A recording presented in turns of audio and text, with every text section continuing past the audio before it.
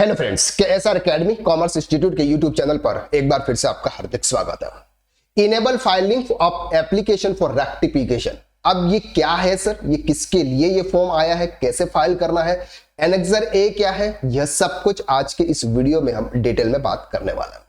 सबसे पहले बात करते हैं कि 54 जीएसटी काउंसलिंग की मीटिंग हुई थी जिसमें एक नोटिफिकेशन इश्यू किया गया था और उस नोटिफिकेशन में उन्होंने बताया था कि any registered person against whom any order confirming demand for wrong availment of ITC on account of contravention of provisions of section 4 of section 60।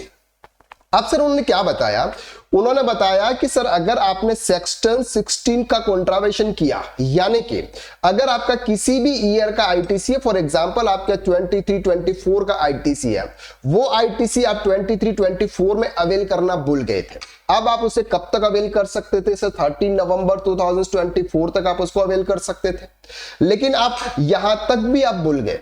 अब ये आपने किया सर, इसके बाद अगर आपने आईटीसी को अवेल किया आपने जीएसटीआर 3B में, और जीएसटी डिपार्टमेंट ने क्या किया कि सर ये आपने इसके बाद किया है, इसलिए हम इस आईटीसी को एक्सेप्ट नहीं करेंगे, और इसके रिगार्डिंग आपको उन्होंने डिमांड नोटिस भेजा। अब वो डिमांड नोटिस किसके लिए था? डिमांड नोटिस सर आपके आईटीसी को अलाउ नहीं करने के कारण जीएसटी डिपार्टमेंट ने डिमांड नोटिस आपको भेजा था।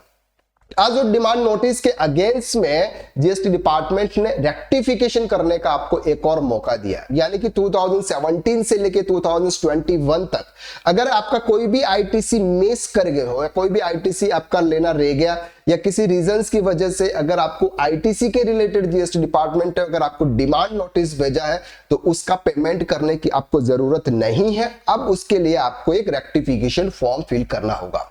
रेक्टिफिकेशन फॉर्म फिल करने के लिए हमें कहां पे जाना है, कैसे फॉर्म फिल करना है, कौन कौन सी डिटेल फिल करनी है, ये हम यहां पर डिटेल में देखते हैं। अब सर हमने क्या किया कि फॉर एग्जांपल ये हमारा जीएसटी का नंबर है, ठीक है, ये जीएसटी का हमने यहां पर लॉगिन किया हुआ। अब हम जीएसटी के सर्विस में जाएंगे। सर्विस में आपको यहां पर यूजर सर्विस में आपको माई एप्लीकेशंस पर क्लिक करना है। जैसे ही आप माई एप्लीकेशंस पर क्लिक करेंगे, यहां पर आपको एप्लीकेशन टाइप है, एप्लीकेशन टाइप में आपको यहां पे एप्लीकेशन फॉर रेक्टिफिकेशन ऑर्डर पर आपको क्लिक करना है। जैसे ही आप application for rectification of order पर क्लिक करेंगे, यहां पर आपको न्यू एप्लीकेशन आएगा। अब न्यू एप्लीकेशंस में आपको यहां पे kindly note it is mandatory to upload annexure A for filing application for rectification order number 22/2020 city dated 8/10/2024। अब सर ये एनेक्सर ए क्या है, कैसे फाइल करना है, ये भी हम अभी देखेंगे। अब आपको यहां पर क्या करना है सर, आपका ऑर्डर नंबर, जो भी ऑर्डर नंबर आपका आया होगा वो ऑर्डर नंबर आपको यहां पे सेलेक्ट करना है। हमारा केसेस में कोई भी ऑर्डर नंबर नहीं है इसलिए ये ऑप्शन यहां पर इनएक्टिव है। अब आपको यहां पर जैसे ही आपका ऑर्डर नंबर आ जाता है सर, जैसे ही आपका यहां पे ऑर्डर नंबर आ जाता है,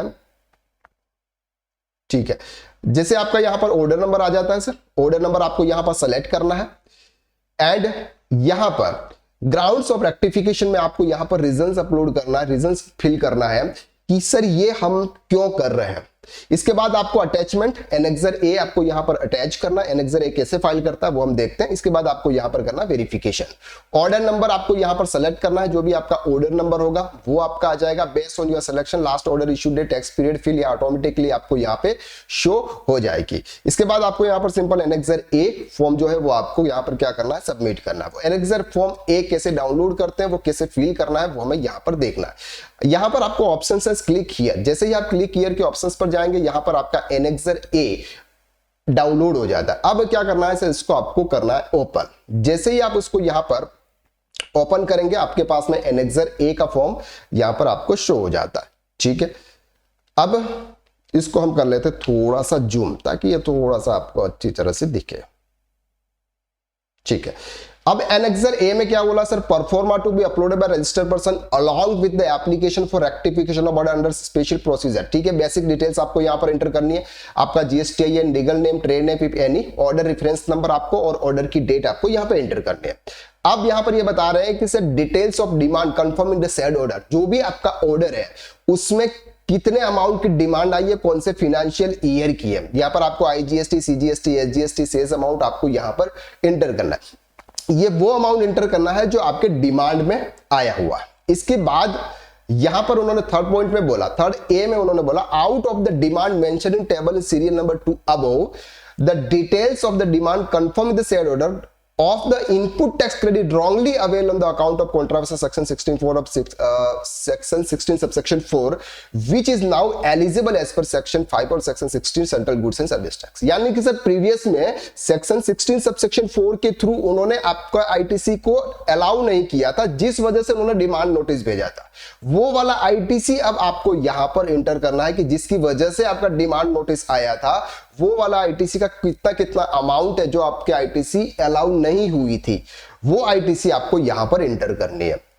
ठीक है, इसके बाद उन्होंने बी कॉलम बोला sir the details of demand confirm share order input tax credit wrongly avail account of contravention section 4 of section 16 other than mentioned above. ए ऊपर जो था उसके अलावा अगर आपका कोई भी ऐसा आईटीसी है जिसके कारण आपका नोटिस या डिमांड नोटिस आया था, तो वो डिटेल्स आपको यहां पे फिल करनी है।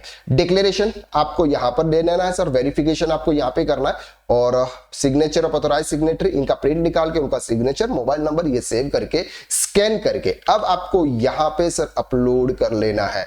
यहां पर ये अटैचमेंट जो आपको दे रखा है चूज फाइल, यहां पर आपको उसको अटैच करना एनेक्सर ए फॉर्म को। तो ये फॉर्म किसके लिए था? ए फॉर्म उसके लिए है सर जिसका अगर आपका अनअवेलमेंट ऑफ आईटीसी के कारण अगर आपको जीएसटी डिपार्टमेंट ने डिमांड नोटिस भेजा है, तो अब उस डिमांड नोटिस को आपको रेक्टिफाई करना होगा कि क्यों हमारा डिमांड नोटिस आया था, इसके अगेंस्ट में अब हमको उसका इनपुट टैक्स क्रेडिट मिल रहा है, तो ये फॉर्म आपको फिल करना है। आई होप कि इस वीडियो में हमने जो कुछ भी बताया वो आपको इजीली क्लियर हो गया। अगर ये वीडियो आपको अच्छा लगा या नॉलेजेबल था, इस वीडियो को आप लाइक जरूर कीजिएगा, और अगर आप हमारे इस चैनल पर नए हैं तो चैनल को सब्सक्राइब कीजिएगा। Thank you so much.